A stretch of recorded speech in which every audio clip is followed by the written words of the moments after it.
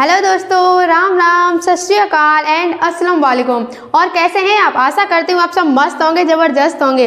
और जैसे कि दोस्तों हम बोलते हैं ना कि ये हिंदू धर्म का है, ये मुसलमान है, ये सिख है और ये ईसाई है, पता नहीं क्या क्या है हम बोलते हैं। लेकिन हम सबको ये पता होना चाहिए कि हम सबको बनाता तो एक ही भगवान है ना, उसी ने हम सबकी रचना की है। बट क्या है, हम सबको ना रूप अलग दे दिया है और बस हमारी जो जात पात है वो अलग दे दी गई है और बस उसी वजह से हम सब में एक भेदभाव रहता है और वो भेदभाव ही हम लोगों के लिए हानिकारक होता है। हमारे अंदर ना यही कमी रहती है कि ये इस जाति का है, ये इस जाति का है। बस पता नहीं, अनेक जातियां हैं इस वर्ल्ड में, अनेक जातियां हैं और हम उस जाति के प्रति भेदभाव करते हैं। लेकिन हमें एक बात याद रखनी चाहिए कि हम हैं तो एक इंसान ही, हम भी तो एक इंसान है।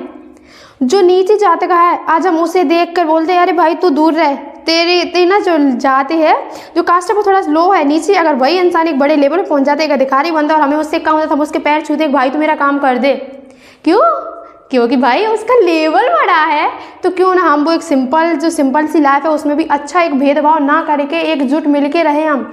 और इस आपको पता होना चाहिए कि जो हमारा हिंदुस्तान है ना, वो भी लोगों से जुड़ के ही बना है। और उसके बाद मैं आपको एक छोटी सी स्टोरी बताऊंगी, एक छोटे से बच्चे की, कि वो स्टोरी, वो कहानी क्या है। चलिए मैं स्टार्ट करती हूँ अपनी कहानी। वो कहानी है क्या? तो दोस्तों क्या है ना कि आज के ज़माने में, ये मॉडर्न ज़माना है भैया, तो पता है इसमें क्या होता है, डिजिटल ज़माने में लोगों को कहानी जानना पसंद होती है।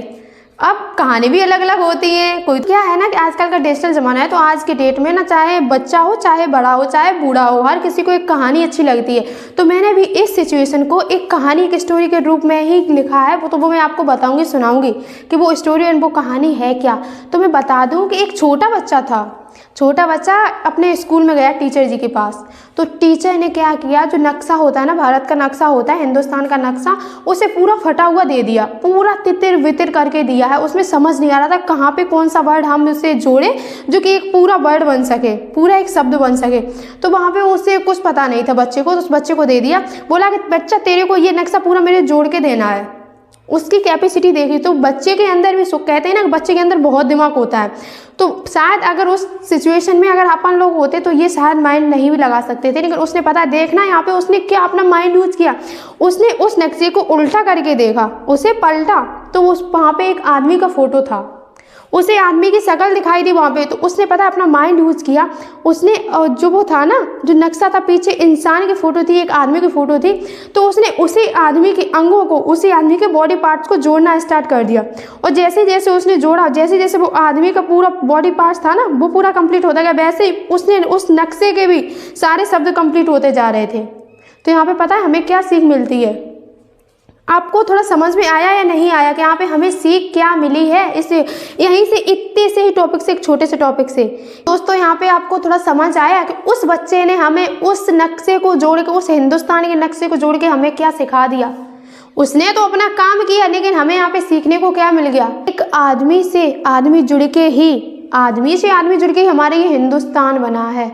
जो हमारे ये हिंदुस्तान है वो भी एक आदमी से ही जुड़ा है, इंसान से ही जुड़ के हमारा हिंदुस्तान बना है। लेकिन तो दोस्तों अगर हम चाहते हैं ना कि हमारा ये हिंदुस्तान बिखरना नहीं चाहिए, ये तितिर बितिर नहीं होना चाहिए, तो दोस्तों हमें भी एक दूसरे के प्रति भेदभाव की भावना को, जो है ना जाति पात की, वो हमें हटानी होगी। एक दूसरे से कोई भेदभाव नहीं रखना होगा, एकजुट होकर रहना होगा, एकजुट मिलकर रहना होगा। जब भी हमारा ये हिंदुस्तान और भी खूबसूरत लगेगा। हमें कहीं भी हम जाएं तो हम कहीं भी जाते हैं ना बाहर, तो हमें ये पराये का एहसास नहीं होगा, ये लगेगा हाँ हम अपने हिंदुस्तान में, अपने ही एक फैमिली में हैं। तो दोस्तों अगर आप भी चाहते हैं और अगर आप इस बात से सहमत हैं कि हमारे ये हिंदुस्तान है, इसे तितिर बितिर नहीं होना चाहिए, इसे बिल्कुल एकजुट होकर रहना चाहिए हम सबको भी। अगर आप चाहते हैं ना कि हमारी हिंदुस्तान एक और भी अच्छा खूबसूरत बने, तितिर बितिर नहीं हो, लोग इसमें आराम से खुश रहें, हम खुश रहें, आप खुश रहें, इनफैक्ट सारे लोग खुश रहें। तो दोस्तों अगर आप इस बात से सहमत हैं तो आप मेरे कमेंट बॉक्स में, कुछ में ज़्यादा टाइप करने को नहीं बोल रही हूँ, ओनली इस पे यस और आई लव माई हिंदुस्तान लिखना है आपको, और कुछ नहीं, only I love my Hindustan. तो आप मेरे इस कमेंट बॉक्स में आई लव माई हिंदुस्तान लिखोगे, मैं समझ लूँगी कि इस बात से कितने लोग सहमत हैं एंड कितने लोग हमारे हिंदुस्तान को तितर बितर नहीं होने देना चाह रहे हैं, कितने लोग हमारे हिंदुस्तान को एकजुट हो गए एंड मिलजुल के रहना चाह रहे हैं। तो जैसे कि दोस्तों आपको भी पता है कि अगर हम सभी लोगों में जात पात एवं भेदभाव की भावना जागृत हो गई इसे ख़त्म नहीं किया, इनफैक्ट ये और बढ़ेगी तो हमारे हिंदुस्तान नहीं रहेगा। कहाँ से रहेगा जब पूरा हिंदुस्तानी तितर बितर हो जाएगा। इनफैक्ट इंसान से ही इंसान जोड़ के हमारा ये हिंदुस्तान बना है, आदमी ही आदमी को जोड़ता है। जब सारे एकजुट हो गए तो हमारा एक हिंदुस्तान, एक खूबसूरत हिंदुस्तान बनता है।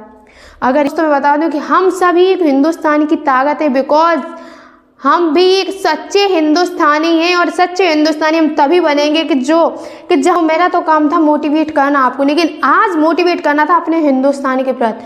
मेरे को कोई किसी से भेदभाव नहीं है, कोई जात पात कोई भेदभाव है ही नहीं, बिकॉज मेरा तो काम है अपने हिंदुस्तान को और भी खूबसूरत बनाना और भी अच्छा बनाना। बिकॉज हम सब एक अच्छे सच्चे हिंदुस्तानी और एक अच्छे हिंदुस्तानी सच्चे हिंदुस्तानी तभी बन सकते हैं। हम अपने हिंदुस्तान को तितर बितर नहीं होने दो, सब एकजुट मिलकर रहें। और इसी के वास्ते मैंने अपनी बात को बहुत आप लोगों तक पहुंचाया। अभी आप लोगों का देखती हूँ कि आप लोग कितना इसमें बदलाव करते हैं, अपनी चेंजेस कितना करते हैं, लोगों के प्रति भेदभाव की भावनाओं को कितना कम करते हैं। ये आपके ऊपर डिपेंड करता है दोस्तों। मेरा तो काम था आपको मोटिवेट करना। अगर आप इस बात से सहमत हैं तो इस वीडियो को और भी आगे शेयर करें, एंड अगर आप इस चैनल पे नए हैं तो इस चैनल को सब्सक्राइब भी कर लें। तो मिलती हूँ मैं अपने नेक्स्ट वीडियो में एक और अच्छी नई स्टोरी एंड मोटिवेट स्टोरी के साथ। तब तक के लिए थैंक यू।